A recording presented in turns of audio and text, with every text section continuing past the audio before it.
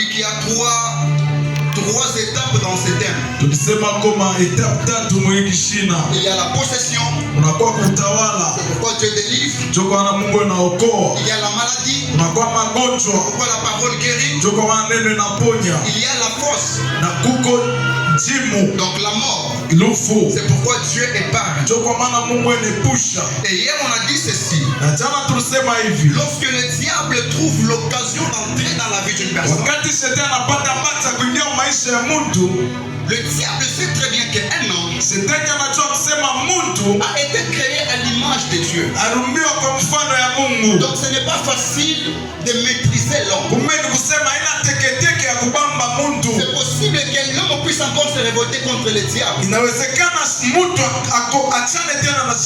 Alors qu'est-ce que le diable fait? Le diable affaiblit le corps de l'homme pour que quand l'homme sera faible, facilement il pourra le maîtriser. C'est le même système que Dieu lui-même appliquait lorsque Israël s'est détourné contre lui.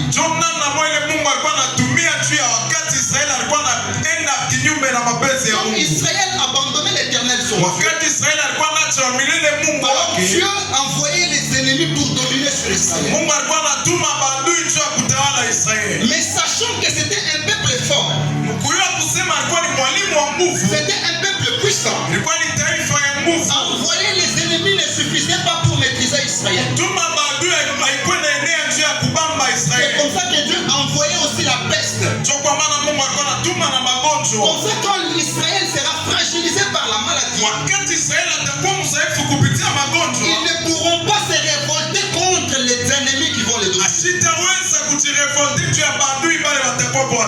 C'est le même système que le diable a fait dans la vie de Job.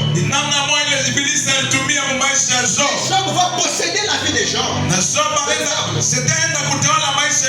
Il va tuer ses enfants. Il tue ses biens. Mais Job dit que c'est Dieu qui a donné et c'est lui qui a repris. Alors qu'est-ce que le diable a fait pour maîtriser Job? Le diable a envoyé la maladie. Et quand Job s'est retrouvé malade, c'est alors qu'il a commencé à se lamenter. Il a commencé même à maudire les jours de sa naissance. Le même système est arrivé même dans la vie de Samson. Ils ont brisé l'alliance de Samson avec Dieu. Mais ils savaient très bien que cela ne suffisait pas. C'est pourquoi ils ont aussi crevé ses yeux. Parce qu'un Samson malade, on peut facilement le maîtriser. C'est pourquoi Jésus, quand il guérissait les malades, la Bible déclare qu'il chassait au moins un démon. Donc sur le plan spirituel, la maladie c'est un signe que le diable veut maîtriser ta vie. La maladie c'est un signe que le diable a déjà trouvé une porte. C'est pourquoi Dieu a organisé ces programmes. Que quelle que soit ta maladie, que l'Éternel Dieu te guérisse et qu'il te délivre. Et chaque maladie vient avec un objectif précis. Et l'objectif de la maladie, c'est de ramener à la mort. C'est pourquoi Dieu envoie sa parole. Sa parole guérit. Mais il fut aussi échappé de la mort. Et tous les hommes, je l'ai démontré hier par la grâce de Dieu, que souvent les hommes tombaient malades avant de mourir. Alors en tant qu'enfant de Dieu, Église du Seigneur, nous avons le devoir d'être vigilants. Lorsque tu sens que le diable essaie d'entrer dans un domaine quelconque de ta vie, tu dois savoir que donc la mort n'est pas loin. Lorsque tu sens qu'il y a la maladie dans tes entreprises, tu dois comprendre que la mort n'est pas loin. Lorsque tu sens qu'il y a la maladie dans tes études, la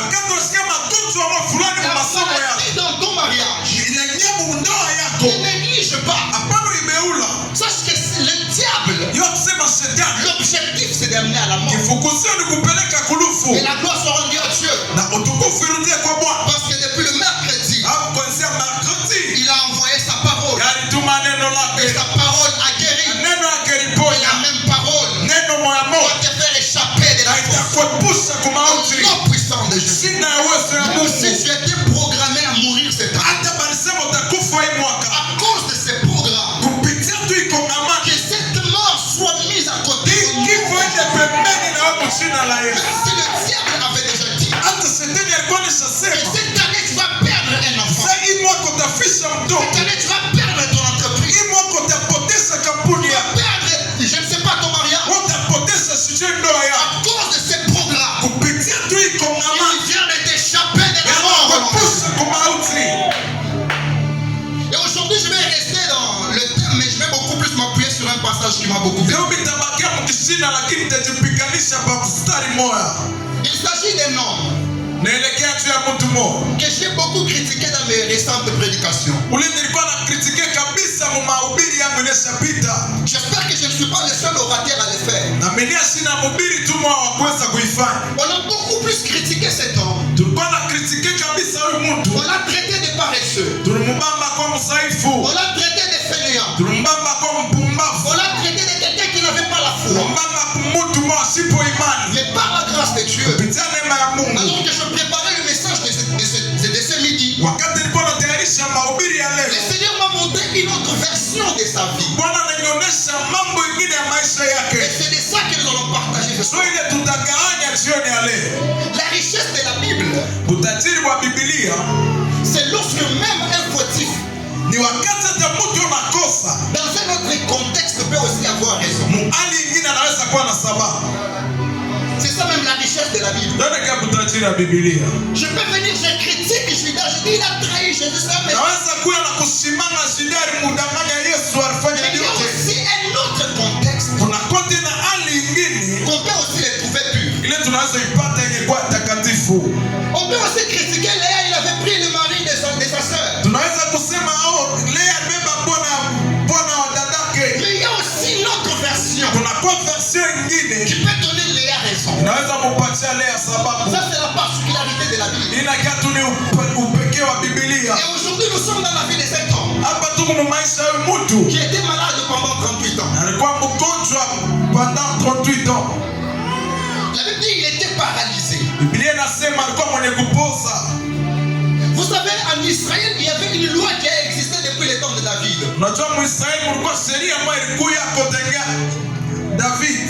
David avait promulgué une loi pour dire que les boiteux et les aveugles, donc tout homme ayant un défaut, n'avait pas le droit d'entrer à Jérusalem. Et c'était connu de tous. À l'époque, les seuls gracieux c'était Mephibosheth. Mais sinon, à l'époque, personne qui avait un défaut n'avait le droit. Mais ici, nous voyons en Jean chapitre 5 que le système avait déjà changé avec le temps. Ils avaient fait un lieu autour d'une piscine qu'on appelle la piscine de Bethesda. Ce lieu-là était à Jérusalem. Et on plaçait tous les malades. De sorte que quand un ange de Dieu descendait pour agiter des eaux, celui qui s'est jeté le premier était guéri. C'était déjà une dimension de la grâce. Où les hommes qui ne pouvaient pas accéder à Jérusalem ont accès à Jérusalem. Mais cette grâce ne se limitait pas par là. Tu n'entres pas à Jérusalem pour rester malade à Jérusalem. Tu entres à Jérusalem pour te jeter dans la piscine et recevoir ta guérison. C'était une dimension de la grâce où les hommes qui étaient mis à côté auparavant pouvaient aussi entrer à Jérusalem, mais surtout recevoir la guérison. Mais dans cette dimension de la grâce,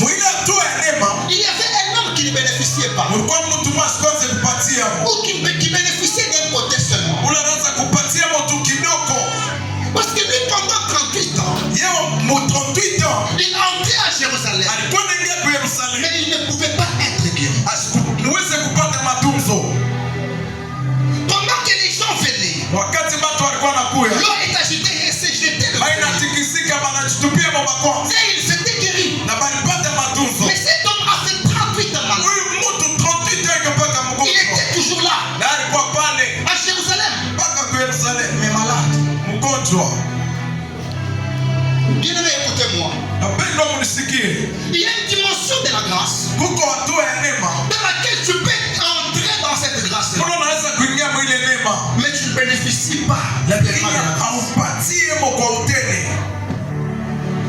Parce que lui, il est entré à Jérusalem, mais il ne bénéficiait pas de la guérison. Il y a certaines portes qui s'ouvrent. Tu es déjà dedans, mais tu as l'impression que tu ne bénéficies pas. Tout le monde pouvait être guéri, mais lui non. Il y a des gens qui ont prié pendant des années. Seigneur, donne-moi le mariage. Mais il est déjà dans le mariage, mais il ne bénéficie pas. Seigneur, donne-moi le travail. Je lui donne le travail.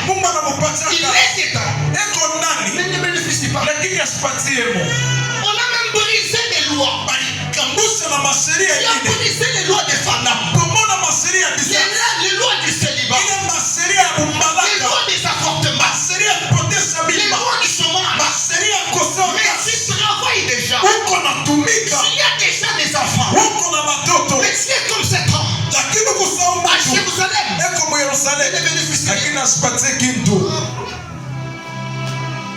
Il y a des gens qui ont investi de leur argent dans les affaires. Tu prends tout ce que tu as fait comme argent. Tu investis dans quelque chose. Mais tu y es déjà dedans. Tu te rends compte que ça marche pas. Je ne sais pas combien de sacrifices cet homme a fait pour quitter chez lui à la maison, pour arriver jusqu'à Jérusalem, jusqu'à la piscine. Mais pendant 38 ans, il a brisé la loi, mais il n'est pas guéri. C'est là où je vous ai dit hier, il y a la différence entre la délivrance et la guérison. Tu peux être délivré, mais toujours malade. Tu peux être, on a déjà chassé les mauvais esprits, ils sont partis. Mais tu es toujours malade. Cet homme avait déjà brisé la loi qui empêchait les malades d'accéder à Jérusalem. Mais il est déjà à Jérusalem. Les autres sont guéris, mais lui il est toujours là. Le Seigneur m'a envoyé pour cette catégorie de personnes. Tu as brisé les lois, tu as brisé les malédictions, mais tu as l'impression que rien ne change. Je viens te dire, ton vécu détermine ta destinée. Je le prends pour dire, c'est que toi tu ne reçois pas facilement, c'est parce qu'il y a une dimension plus grande qui t'attend. Là où les autres résistent facilement, mais toi tu ne fais que souffrir, c'est parce qu'il y a une autre dimension de la grâce que Dieu t'appelle à expérimenter. Tous les malades vivaient la grâce. Toute la grâce est grâce, mais certaines grâces c'est la vie. Je le prends pour te dire, toutes les grâces sont grâces, mais les grâces c'est différent. On peut être tous des prophètes, mais il y a des autres, quand ils prennent le micro, même les ciels s'ouvrent. On peut être tous des commerçants, mais il y a aussi des hommes, quand ils commencent les commerces, même les Congos les connaissent. Je te connecte à cette grâce au nom de Jésus. Je te connecte à cette grâce au nom de Jésus. La Bible déclare, au temps de Salomon, il y avait